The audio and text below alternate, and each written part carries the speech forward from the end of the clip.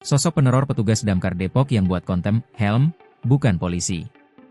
Peneror anggota pemadam kebakaran, Damkar, Depok, Hairul Umam, melalui pesan WhatsApp beberapa waktu lalu, akhirnya terungkap. Polri pastikan pelaku teror bukan dari anggota polisi. Pengirim pesan tersebut adalah seorang pria bernama Wawan Gunawan, kelahiran 1980-an, yang berprofesi sebagai buruh harian lepas.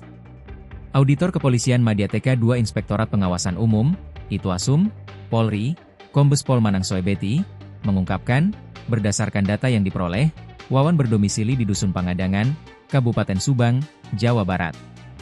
Data? Itu banyak, data kayak gitu ada di website mana-mana. Ini data profiling biasa, kata Manang saat dihubungi Kompas.com, Sabtu, 28 Februari 2026. Manang menjelaskan, pengungkapan identitas ini dilakukan agar publik dapat membedakan antara teror yang sekadar iseng dan teror murni yang serius. Menurut dia, teror murni biasanya dilakukan secara intens dan berkelanjutan, seperti terus-menerus menghubungi korban, mendatangi secara langsung, atau mengirim paket anonim.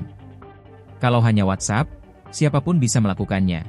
Hanya iseng itu bisa, terpancing emosi bisa, ujar Manang. Dan yang paling penting, tuduhan yang dikomentarkan itu kan arahnya yang meneror dicurigai adalah polisi.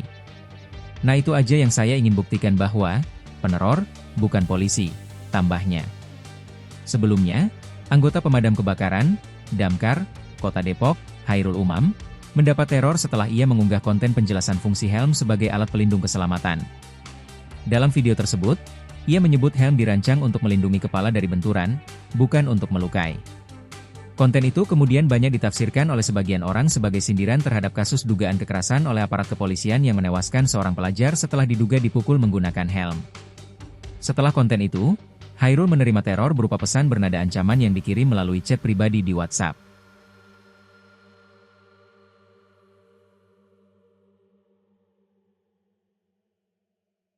Download Tribun X sekarang, menghadirkan lokal menjadi Indonesia.